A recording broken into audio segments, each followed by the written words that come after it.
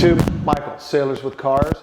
Yeah, I know we're back up here in the garage and not in the shop, but I promise this will be the last interview up here in the garage. We're moving everything down to the Hermitage. We got the approach poured yesterday.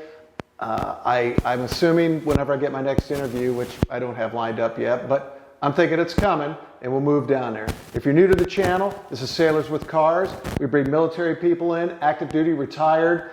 Doesn't matter what branch you served in. First responders, we let them talk about their service to the community or to the country a little bit, and then we let them talk about whatever they've brought up for us to share on the camera. So today we've got Kraig with us. Kraig, thanks for joining us. Thank you for having me. Kraig is a culinary specialist, first class. Yes. Culinary specialist, in case you don't know what that means, is, and I don't mean to degrade it, he's a cook and a baker. Kraig, tell us a little bit about your career. So I joined the Navy in 2005. First command was Naval Air Station Lemoore. Really? From there, I did a couple IAs. I went to Hurricane Katrina relief. IAs are, that stands for? IAs are... Augmentation. Yes, individual augmentation, yeah. Brain fart. It's okay. Did a 3-month tour for Hurricane Katrina relief, then moved on to Guantanamo Bay, Cuba for 6 months. Really? When were you there? I was there 2006 to the end of 2007. Or mid-2006 to the end of 2007. I actually did and not many people go to Guantanamo Bay. I actually went there for a week to do an inspection on service craft, but that was, I don't know, probably around 2005. Okay, probably dangerous mischief. Yeah, interesting. Anyhow, from there? From there, I went to Yokosuka, Japan for 5 years, where I served on the USS Blue Ridge and the USS Robbie Steedham. Oh, nice, nice. Yep. Nice. Good ships, the Blue Ridge. Steedham, I was MPA on Kitty Hawk in Japan. When were you there? What years? 2007 to 2012. Yeah, so we were there, I was there from 2006 until 2008. Okay. When we took the Kitty Hawk away and then the George Washington replaced Yeah, I remember actually being on the Blue Ridge when that happened. The Kitty Hawk took off this last time and I actually saw the George Washington. George W. come back, yeah, interesting. Good. And then from there I moved on to the Navcom brig Miramar. That's the naval brig up in Miramar Air Station. Man, I don't suppose that was too fun a duty. No, not really. Yeah, no. And then I moved on from there to where I am now, the USS John P. Murtha. We pre-commed it and... Sure, that's a fine Ingalls-built ship, by the way. That's who I work for. Yeah. So how long have you been on Murtha? I've been on Murtha for almost 4 years. So you were on Murtha when I was the port engineer for Murtha for about a split second. Yes. I shifted over I was port engineer on New Orleans and it took Murtha over for, 6 months or so before I went to work for Ingalls Shipbuilding in 2000. Heck, when was that? So this is 20, so it must have been 18, yeah. 18, beginning of 18. Well, interesting. Well, thank you for your service. Thanks for coming up. I really appreciate you coming up. So with that, this is a very orange car. Yeah, extremely I was just talking to Kraig. So usually I put I will put the placards or posters on people's cars to try to get them to call me to do an interview. When he told me he had a 78, is that what you told me? 71. 71. I was trying to remember, because I can pretty much remember the cars that I put the placards on, but when he drove up in this, I'm like, I did not put this placard on. So whoever put the placard on this car, thank you. Thank you for helping out the channel. So tell us about this nice orange 71 Camaro. All right, so it didn't always start out nice and orange and pretty the way it is. So I got this car almost on a whim about 4 years ago when I right before I came to the Murtha. And I went out to do autocross over at San Diego region at Qualcomm. Sure. And my buddy brought out a 66 Mustang. He's also a vet. He was in the Marine Corps, Ian Sakurai. Maybe he'd like to be on the channel. Oh, yeah, he moved over to Virginia. I was trying to get him out here. I got some more military friends. There we go. Get them all hooked on muscle cars, so you'll be seeing them shortly. Nice. So I bought this car, and the springs were cut, didn't have any shocks. The cross member was like an inch off the ground. You could walk up to the car and just press down the hood, and it would smack the ground. Really? So I actually got lowering springs to raise the car up, and I put shocks in it. Got the carburetor working and just started racing it over at Qualcomm. Really? It used to be just primer gray, didn't have any sway bars in it, no carpet or anything. It's a little more improved since then. I've just been racing it and slowly building it as I So go. how does it handle on autocross? Now it handles excellent. I got these upper control arms that allow me to adjust the caster and camber without putting any body shims in. I can just crack the jam nuts and tighten them or loosen them, and I get more caster that way. So the turn-in on this car is incredible. Wow. Now that I have beefier tires, I should have had matching ribs for the front, but unfortunately the 18x11s wouldn't fit the front as of now. So they have some lower control arms coming in that'll push the lower ball joint forward about a half inch, which will give me the clearance to run the 18x11s in the front. Nice. And the paint job, you did that? My buddy did. I'm not that talented. My buddy George Reese, he actually painted the car for me. Is he a painter by trade? Or? Yes. Good for you. It's a shop, Reese Race Team Restoration up in Escondido. They give you a good deal? Excellent deal. He Good. got all the dents out of it because the car was hit when I was on sail around for my, it sucks. It was parked on the street and somebody swiped it and just kept going. Of course they did. Yeah, why would they stop? Yeah. But he took care of that. It actually happened on this side, and as you can tell, you can't really see any damage. No. And the paint, I'm looking at the paint, you can't, I mean, there's no orange peel, there's nothing. I mean, not because it's orange, but the orange peel of the paint, it's just, it's a nice paint job. It's, yeah, and that's probably not a cheap color you picked either. Oh yeah, he kind of picked one for me. Did he? Yeah, he gave me a sweet deal on this. So like, whatever color you want to throw at it, go for it. And, Yeah, it's a good color, orange. I like it with the black top. Yeah, it looks good. Now, what size engine's in this? this is a Chevy 350, 350 cubic inch. And what have you done to it? The most I've done with this engine is I have a Performer RPM intake manifold, Headman headers, and a Phytech EFI system. Let's take a look at that engine. All right, so Craig and I were talking about the engine. He said it's got a 350 in it. We were commenting on how he's trying to get the adjustment done to get the air cleaner put on it, because of course there's not one there. But anyhow, go ahead and talk about your engine a little bit. All right, so this is a Chevy 350. The bottom end came out of a 77 El Camino we found in the junkyard. Really? Yeah, fun story. So there's this racetrack out in Riverside, Adams Motorsport Parkway. And I go there, that's where I go to practice at times. They have a really large go-kart track, and it has embankments, and every second and fourth weekend of the month, you can bring out your car. And I lost oil pressure coming around a hairpin, and I just pinned the throttle, and then the engine ate itself. Wow. So that very next day, we went to a junkyard out there and pulled a small block out of a 77 El Camino. The heads were still fine, I just spun a bearing, so it wasn't a giant hole in the block, and the heads weren't affected. Wow, and you did all that while you were up there? Yep. So you've been wrenching on cars for a while? Yes. Yeah, ever since actually I got this car has been a really good learning tool to learn how to work on cars. Wow, good for you. So who's been helping you with that, or you just been doing it on your own? It's been me and my buddies, Ian Zachariah and Will Bennett. They helped me the most with this car. Good. Bill showed me how to rebuild an engine. We got the new rings and new bearings. So that, you are the first one, Sailors with Cars. So that's what the channel is really all about.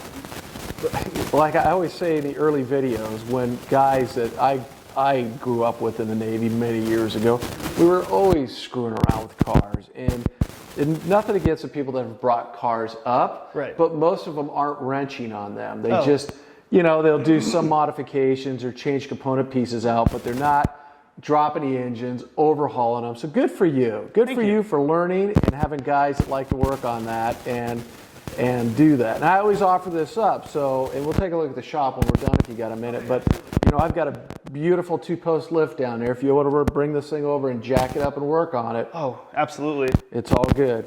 Yeah, no, that's nice. What else? Anything else? So I got one of the things I like about the car, and it kind of gets overlooked a little bit, and it's going to be a little hard to see from the camera, but when we autocross, there's a lot of really tight turns, and some of them are fast turns, and a problem with some of these older cars is they have a power steering pump that has a box that's connected to the pump, which heats up a lot. So I remember going to an event, and we did something like 30 laps at that event. Jesus. And yeah, midway through the event, my my power steering fluid was erupting from the reservoir because the pump was so hot. So what me and my buddies did to figure this out is we got a Saginaw Type 2 pump, and then we got a remote reservoir. But the fun doesn't stop there because we got AN fittings, and we plumbed in a transmission pumped cooler. it through the. Oh yeah, well, good for you. Yeah, so now this stays nice and cool whenever I'm doing autocross and I have many laps. And where'd that pump come out of? This is a Saginaw Type 2, so I think it's out of most first-gen Chevy cars, and it has a remote reservoir. Interesting. Yep. And then we got most of this stuff local, like these hoses came from HRP and Al Capone. Just stopped in one day, did the measurements, grabbed them, and just started. And is that started just hitting off the shelf transmission cooler? Yep. And you guys just cut these to fit, or We got some AN through bulkhead fittings to pipe it all in, and that's just standard fuel line. do you guys bend them, or were they bent? Oh, we bent them. For you, that's a nice bend you did. Yeah, that's Ian's baby right there. He's the master of this one.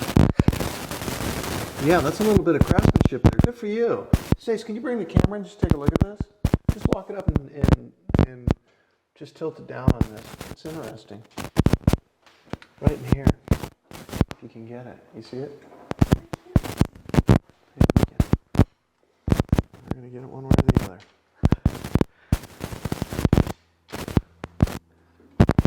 So you can see the reservoir right there. Yep. Yeah, and then point to the pump. The pump right over here. There, oh yeah, we got a good shot. And of course, the transmission cooler's down in here. Yeah, that's awesome. Good for you, Kraig. I like that. Thanks. All right, let's take a look at the inside.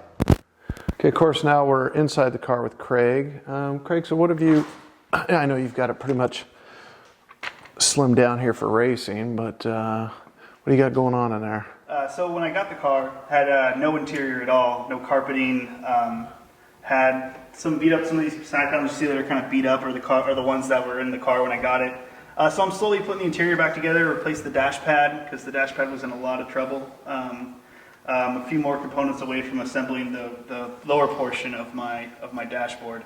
Sure. Get a headliner in and some pillars. I want to eventually complete the whole interior because I like to have like the completed look when I race. I don't want to be one of those guys who have like not that there's anything wrong with them, but a gutted out race car Sure. and the cage all over the place. Like I want it to be. I love driving this car, so I want it to be comfortable and something I can drive around. Does your wife like riding in it? Oh, she hates it. She doesn't like how loud it is, and it's running a little rich at the moment, so it kind of smells like gasoline on the inside. Yeah, we can smell it. Yep. We can smell it. So can your wife drive a stick? Yes, she can. It surprised me. I didn't know this actually until she's from Japan originally. And I didn't know until she came to the States that she could actually drive a stick. Okay, well, you know what? That Japanese, most of their cars are stick, so yeah, nice. Well, you know what? I'm looking forward to going for a ride. All righty, Michael with Kraig. We're in his 71 Camaro. We're going to do a little run around. Sailors with Cars, and away we go. Yeah.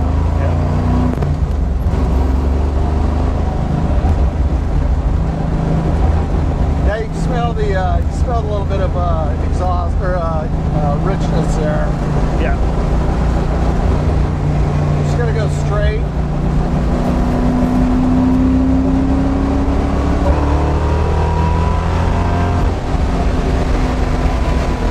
Yeah, it's got a little power to her. A little bit, yeah.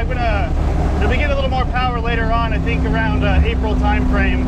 I'm gonna use that block that I almost blew up.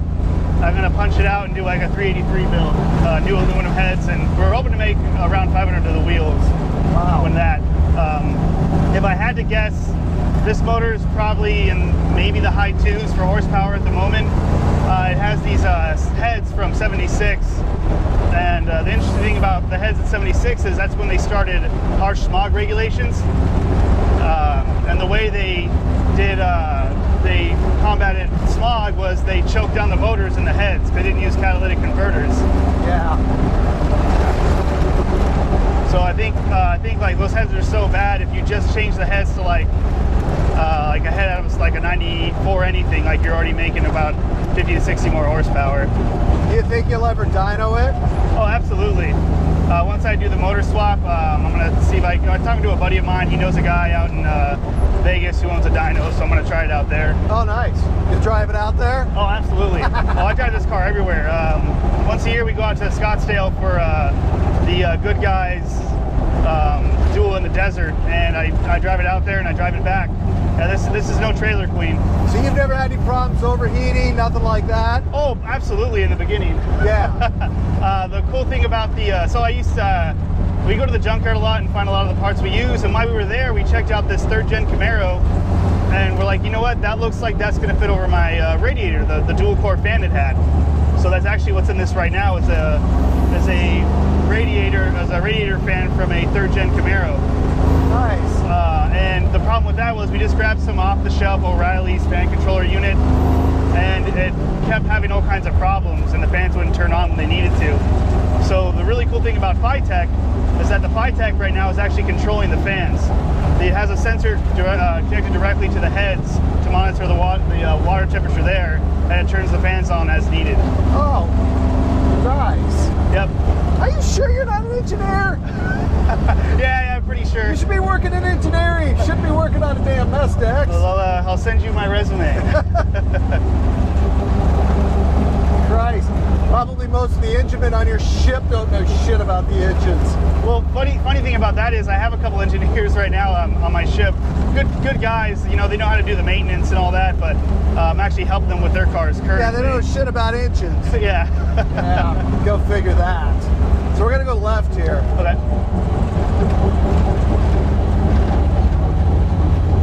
So I always got to show this. So when Mike brought his one Corvette down, he's the one who did the donuts here. Oh, really? Yeah. He's like, do you think we can do this on camera? I said, I don't care. Woohoo! There we go. We like that. Oh, yeah, this car's a ton of fun. Handles really well, turn-in's really good. Yeah. You'd be surprised, you think muscle car, you think, oh, that's going to go in a straight line really well, but some of these cars, you put a little bit of work into them and they can handle really, really well. I don't think autocross when I think this. Yeah, I don't. Yeah, most people don't. You know, most people don't know what freaking autocross is, but I've done it. I'm like, God dang, them corners are no joke. Yep. You know, you're zipping through that shit. So what gear are you usually doing autocross in? I typically do first and second on some of the larger courses. I'll hop into third for a little bit, but yeah, you don't get much room for third. No, not Maybe much. at the end when you're doing the last sweep out. Yeah. Yeah, I'm usually first, second, third, not so much. Yeah. And if you are, then you're jamming back into second anyhow. Yep. Some courses that are really small, like the good guys, I'll experiment with just staying in first the whole time, then try really? second. Oh, yeah. Wow. Oh, this thing is just, as you heard, it'll scream, so. Yeah, Stace and I took the Porsche out this afternoon, or this morning, and I'll come fly through here. I'll do, you know, way faster than I should be doing, and I'll only be in third, and then I'll shift it maybe to fourth. But it's got such a great reach to it. Oh, it really does. Yeah. Yeah, But I like an old muscle car. Nothing wrong with this. You should put this on the Muscle Car Facebook page. Oh, there's a Muscle Car Facebook page. Yeah. I'll send them a picture. I always send them a video. Whenever I get a muscle car on the channel, I send them a video. Whether they ever put it up or not, I don't know. Yeah. But I'll put the picture up.